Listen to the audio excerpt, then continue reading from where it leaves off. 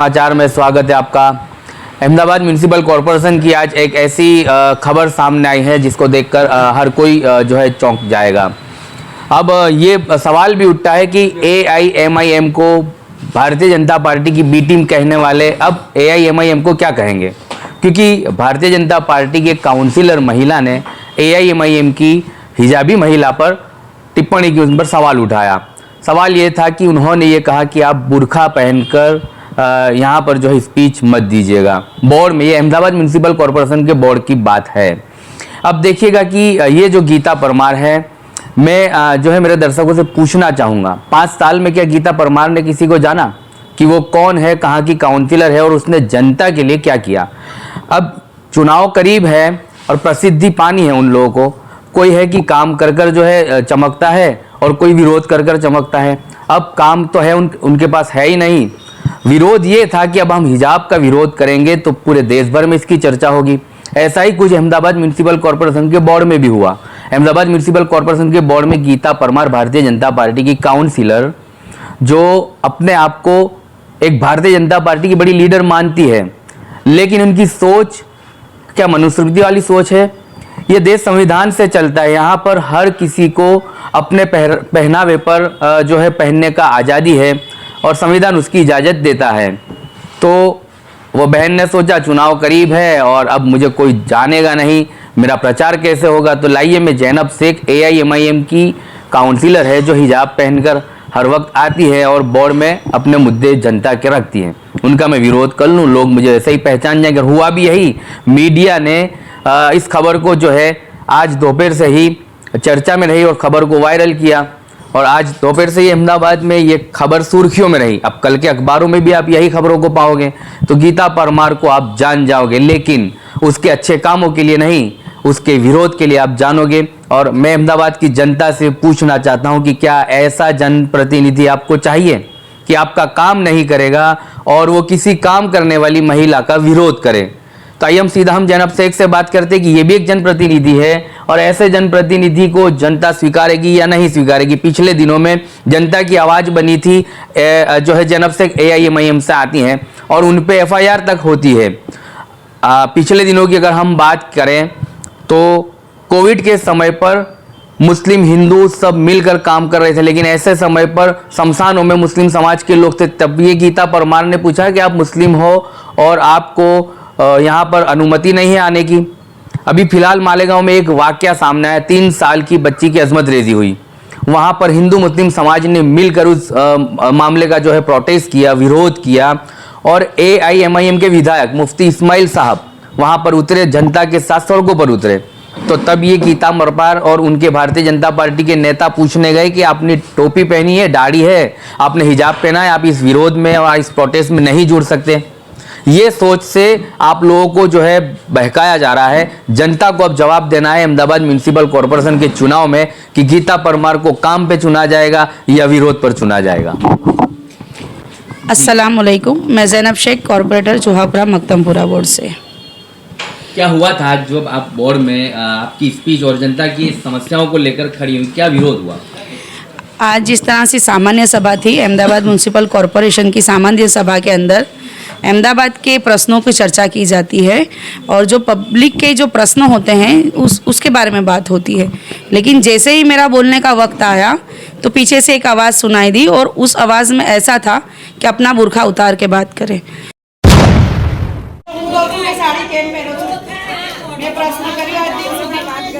ભારત દેશ આપણને આપે છે, આપણની પોતાની પર્સનલ ઇશ્યુ છે, એમાં તમે ના બોલી શકો। હું કહું છું કે સાડી કેમ પહેરો છો, મેં પ્રશ્ન કર્યો આજ દિન સુધી વાત કરી। ભારત દેશ આપણને આપે છે, આપણની પોતાની પર્સનલ ઇશ્યુ છે, એમાં તમે ના બોલી શકો। तो मैंने देखा, मैं उनको नहीं जानती थी कौन थे वो, लेकिन मुझे बाद में पता चला कि खाड़िया बोर्ड की गीता परमार बहन है। मुझे सबसे बड़ा धक्का तो उस वक्त लगा कि एक महिला होकर वो ऐसी बात कर रहे हैं कि उनको तो गरिमा महिला होने की पता होनी चाहिए कि भाई महिला की गरिमा क्या है। वो किसी के बुरखे पे है या ये मेरा हिजाब मेरा पहनावा है, मैं इसको मेरी मर्जी से पहनती हूँ और भारत देश के संविधान ने भी मुझे इजाज़त दे रखी है कि मैं क्या पहनूँ, क्या खाऊँ, कैसे जीऊँ, कौन सा धर्म अपनाऊँ, ये भी मुझे संविधान ने इजाज़त दी है। तो ये ऐसे प्रश्न करने वाले होते कौन हैं? पहला प्रश्न सवाल ये। दूसरे नंबर की बात ये कि बीजेपी के जो मूड है उसके जड़ के अंदर ही ये चीज़ है। जब तक हिजाब, दाढ़ी, टोपी उस पर ये लोग नहीं बोलते, इनको कुछ समझ में नहीं आता। इसी तरह ये मेरी बहन थे, इनको भी पता नहीं। देखो इंसान कब बोलता है तनवीर भाई? जब वो सोचता है। तो ये सोचते होंगे ना कहीं हिजाब को लेकर। जब भी कहते हैं ना जो दिल में होता है वो ज़बान पे आता है। तो अगर ये बहन ऐसा कहते कि मैंने तो ऐसे ही बोल दिया या इनका चेहरा देखना चाहती थी, तो मैं उनसे कहना चाहूँगी कि फेस आइडेंटिटी के लिए हमारे फ़ोटोज़ कॉरपोरेशन में होते हैं और मेरा फ़ोटो हमारी जो कॉरपोरेशन की बुक है उसमें ऑलरेडी है। अगर इनको ये चीज़ थी तो वहाँ पे देख सकते थे।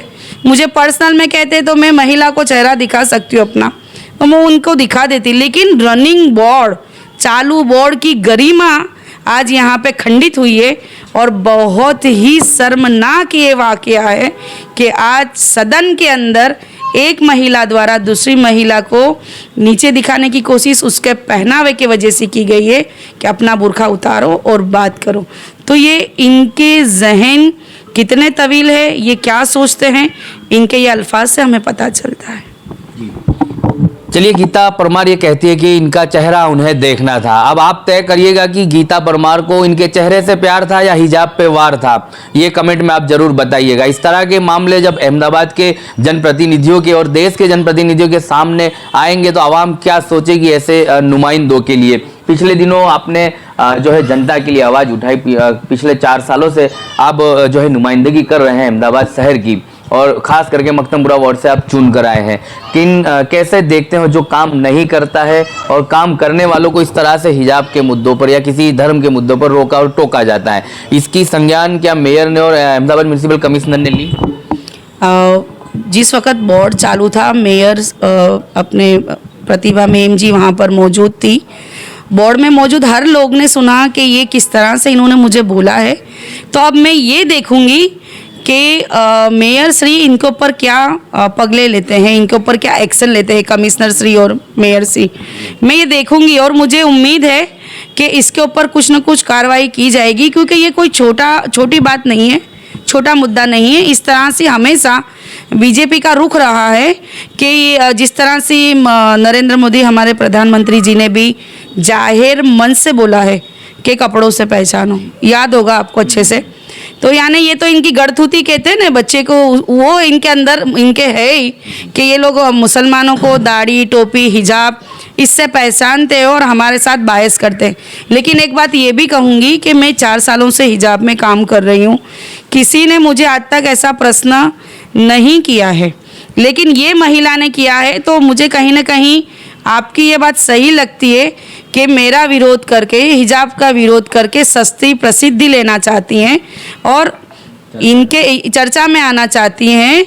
और कहीं ना कहीं जब बीजेपी के अंदर कोई इस तरह की मुसलमानों पे या हिजाब पे टिप्पणी करता है, उसके बाद उसको इनाम मिलते हैं। तो शायद किसी इनाम की इनको दिल में तलाश हो, इस वजह से इन्होंने इसको, वो अच्छे से जानती है बोर्ड को, क्योंकि 4 साल बोर्ड में बिता चुकी हैं। बिल्कुल नए तो थे नहीं वो बहन के, उनको पता नहीं था कि बोर्ड की गरिमा क्या है। अब चुनाव भी नजदीक है तो वो प्रचार चाहती है, अपना प्रचार है। अपना विरोध करके किसी का प्रचार नहीं होता, काम करने से ही जनता हमें पहचानती है। और जब कॉरपोरेशन के अंदर एक कॉरपोरेटर बैठता है अपने काम को लेकर, उस वक्त उसका कोई धर्म नहीं होता, पब्लिक की सेवा ही उसका धर्म है। तो मैं तो यही कहना चाहूँगी कि बीजेपी के रनिंग कॉरपोरेटर को अपनी गरिमा का ख्याल बिल्कुल नहीं रहा।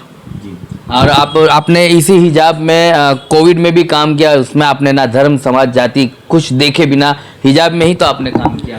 जी, कोविड के दरमियान में भी मैं हिजाब में ही होती थी, हिजाब में ही काम किया है, हमेशा हिजाब में ही काम किया है। मैं हिजाब पहन के ही करती हूँ और हिंदू मुसलमान सबका ही काम किया है। कोविड के दरमियान भी ऑक्सीजन के लिए, दवाओं के लिए, इंजेक्शंस के लिए लोग मेरे पास आते थे।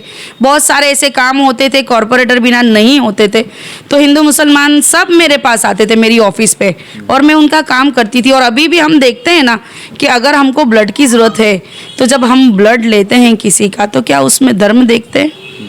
अगर ये हिंदू मुसलमान या हिजाब, दाढ़ी, टोपी करने वाले लोग जब ब्लड लेते हैं तो क्या उस वक्त ये देखते हैं कि ये ब्लड किसका था? तो भारत देश हमारा विविधता का देश है, भारत देश एक अखंड देश है।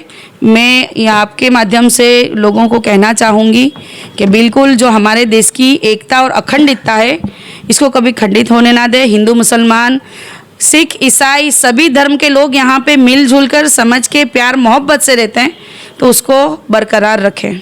ये तो हिंदुस्तान में रहने की बात हुई कि सभी धर्म समाज जाति के लोग प्यार मोहब्बत से रहते हैं। एआईएमआईएम ने भी तो जगह दी गीताबेन जी, क्या नाम है इनका, बीना परमार को, और वो आपकी पार्टी से जीत कर आए चुनाव काउंसिलर। हाँ, आपने देखा ही है कि अभी रनिंग कॉरपोरेटर है हमारे बीना परमार, और इसके अलावा भी बिहार में भी आपने देखा, हैदराबाद में भी है, और जहाँ भी हम इलेक्शन लड़ते हैं वहाँ पे हिंदू मुसलमान सबके साथ मिलके ही काम करते हैं। दबे पिछलों की आवाज़ है एमआईएम। हमारी पार्टी में किसी को बायस नहीं किया जाता और हक की लड़ाई लड़ते, किसी के साथ भी अन्याय हो, चाहे दलित हो, आदिवासी हो, हिंदू मुसलमान कोई भी धर्म का हो, सबको लेके चलने वाली पार्टी का नाम एमआईएम है। अब इसे किस तरह देखेगी गुजरात एआईएमआईएम गुजरात प्रेसिडेंट से आपकी बात हुई, क्या कहा उन्होंने, और इस मामले को लेकर आगे क्या मांग है आपकी, क्या जो है विरोध किया जाएगा या फिर मेयर से मिला जाएगा? जिस तरह से साबिर भाई से मेरी बात हुई, उन्होंने कहा कि ये बहुत ही गहरी बात है, इसके ऊपर एक्शन लेनी चाहिए, और ये चीज़ को लेकर वो कमिश्नर और मेयर से भी मिलेंगे और उनसे भी रजूआत करेंगे कि जिस तरह से ये आज किया है, आज इनको बुरखे से तकलीफ़ है, कल इनको दाढ़ी से तकलीफ़ होगी, टोपी से तकलीफ़ होगी, तो ये तो हमारा बुरखा दाढ़ी टोपी मुसलमानों का गहना है, इसको हम कैसे छोड़ सकते हैं। तो ये बहुत ही गंभीर चर्चा हुई है हमारी उनके साथ, और इंशाल्लाह इसके लिए आगे रजूआत की जाएगी। चलिए, ये थे जैनब शेख जिन्होंने हमारे साथ बात की, अहमदाबाद म्यूनिसिपल कॉरपोरेशन से काउंसिलर हैं, और आज जिस तरह की वाक़यात पेश आए और गीता परमार ने जिस तरह से विरोध किया, उन्होंने यही सोचा है कि उनकी जो है प्रसिद्धि और उनका प्रचार हो जाएगा। लेकिन अब जनता ये तय करेगी कि गीता परमार का दरबार सजेगा या उनका चुनाव को हार का सामना करना पड़ेगा। हमारे साथ अहमदाबाद एआईएमआईएम से मकतमपुरा वार्ड के प्रेसिडेंट मौजूद है, जिनसे हम बात करेंगे। कैसे देखते हो इस मामले को, और क्या मांग है अब आपकी, और पार्टी इसका प्रोटेस्ट करेगी या फिर मेयर से मिलेगी? बुरखे के मामले में आज जो हादसा हुआ बहुत ही शर्मजनक हादसा था, और एक औरत हो कि किसी औरत को ये कहना कि भाई आप बुरखा उतार के बात करो, तो क्या 5 साल से बोर्ड के अंदर जैनब शेख ने बिना बुरखे के स्पीच दी है? वो देखते ही थे ना 5 साल से, और जितनी भी आज तक वहाँ पे स्पीच हुई और जितने भी बोर्ड चले, सभी में जैनब आपा ने वहाँ पर बुरखे में ही काम किया है, बुरखे में ही स्पीच दी है।